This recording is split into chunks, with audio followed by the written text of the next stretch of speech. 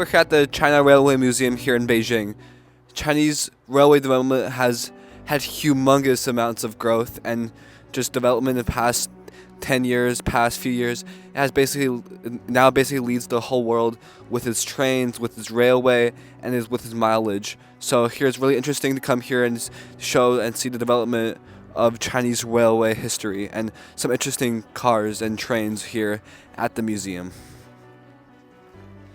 So here we see China's SS4 train. This is basically China's like a really common train here in China that's used like around 10 years ago. And here we can see a really interesting thing. In Chinese it says 呼举包段, means this train basically belongs to the Hohat group, which basically means this train runs within Inner Mongolia. So really interesting to see how this train ended up here in Beijing. Also, this is also the same like another SS4. This also belongs to the Inner Mongolian group. So really interesting to see how it ended up here. We can see some other trains around here. Let's see, yeah. So here with this train, we see it says Lanju Jiaduan. So this train belongs to the Lanzhou Railway Group here in China. So really interesting to see so many different railway groups, trains, and then here in this museum here in Beijing.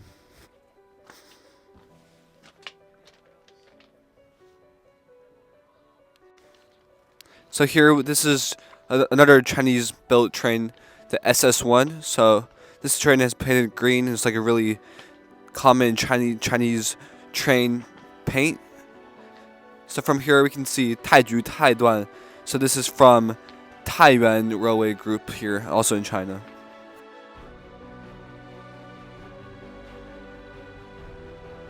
So here we're actually inside the museum part, the indoor part. So here we see more trains. So from this we see this is a class Dongfeng 7D train. Really interesting. This train from here, it says belongs to Ningju Liuduan. So also different places from around China. Really.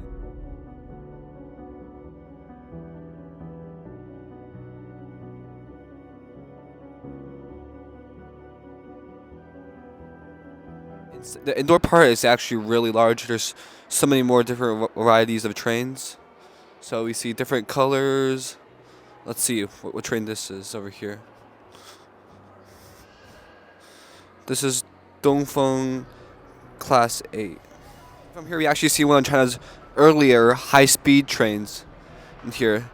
So we can see it's like basically it's business class. So its max speed is 270 kilometers per hour. Let's see if we can get like an inside view.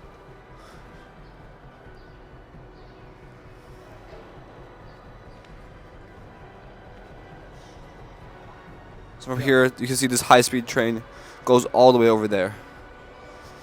Let's walk over there a little bit more. It's China's Dongfeng 4D train.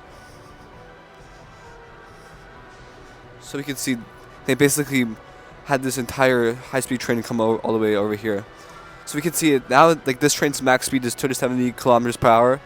So we can really see China's development, because right now China's fastest high-speed train goes up to 350 kilometers per hour. So you can see China's quick growth in this short amount of time. Now we're currently on the upper balcony of the museum, so we can just see the size of this museum over here. So this area is basically the older Chinese trains over here. And over here is basically more of the newer types of trains. So later we can go over there to the other side, to like the new older train, to see some of the special trains over there. We can see Chairman Mao over there, so we can definitely go have a look at those trains.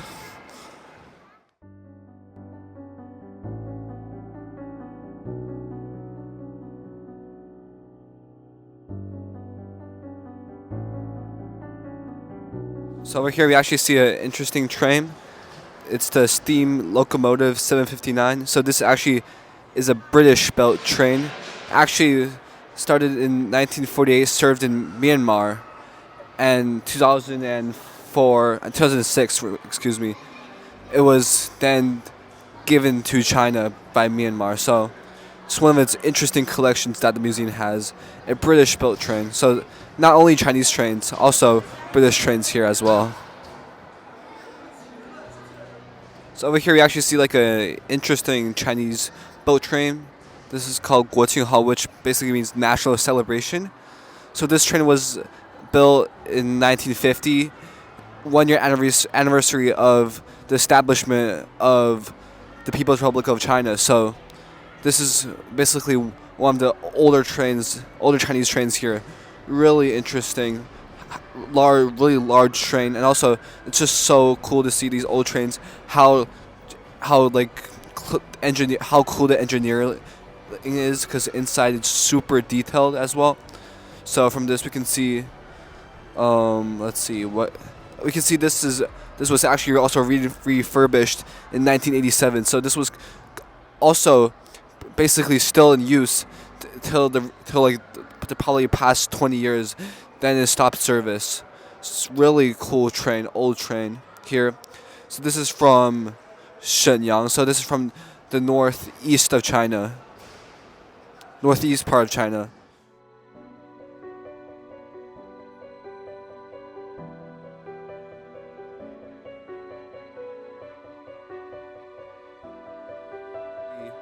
A Soviet-built train, FD 1979. So this train was built in the Soviet Union, then also given to China. So we could just see back in that time period, these trains were just massive, so much larger than trains now. These wheels are half my size, so these are just huge trains over here.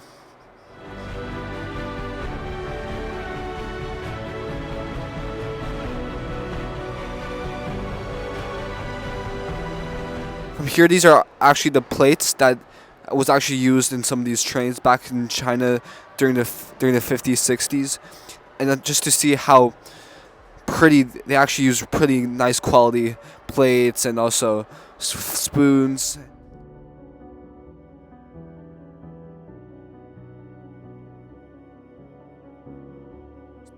The trains have so many different colors, and because in China, like the most classic type of color for trains is definitely this type of greenish color. But this scene actually, there's actually multiple types of colors. Yellow, there's red, there's black, there's blue. We saw so many different colors. This one is called Jiefang 3022. This one is actually also not actually built here in China. Actually a Japanese boat train. Built in 1933. Really interesting to also see China actually also operated a lot of Japanese trains here. Would not really expect that. But yeah, because after World War II, that actually kind of made sense, because there were definitely a lot of Japanese trains still left here in China, so it would have made sense that China has utilized those trains to actually in its railway. The most famous train actually here in this museum.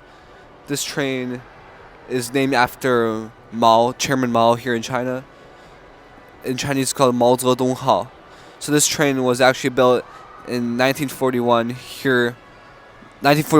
in Japan, and then after the Chinese Civil War, this train ended up in the hands of the Communist Party. So then it was utilized here and sent to Beijing as Mao's private train, basically.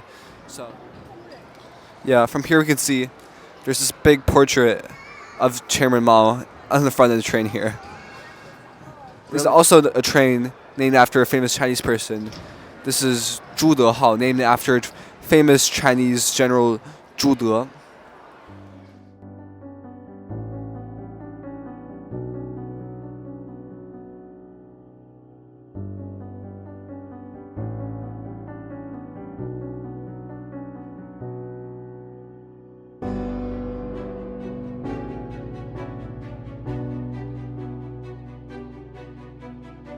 Really interesting how they chose to just name these trains after famous people here. named after Mao, named after General Zhu De, and they chose to put their big portrait in on the front of the train here.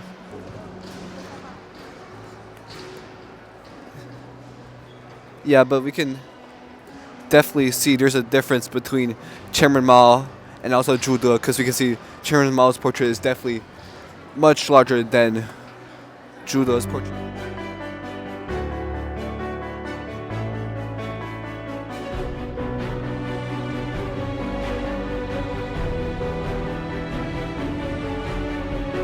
So here, there's also an interesting part of the museum here. It's called 年代站, which basically means the historical station. So this basically wanted to imitate what a Chinese train station would look like, probably like 50 years ago or 60 years ago. This whole design, whole layout, and also there's older types of train. Now we're back outside the main indoor exhibit area. So we walked the entire loop around the museum already. So indoor, we saw so many interesting old trains, from old Russian steam trains to Japanese steam trains, and also collections of modern high-speed trains. This museum definitely has a cool collection, and just and also variety. So many different types of trains, and yeah, this really shows China's railway development in the past few years and decades. Also, looking back in the history, these old trains definitely show like how has the world developed, also the politics, the geography, and everything. So yeah, if you guys are here in Beijing, I would definitely recommend come visit this museum. And if you guys have any other future recommendations for video ideas, comment it down below. And yeah, that's it. See you next time.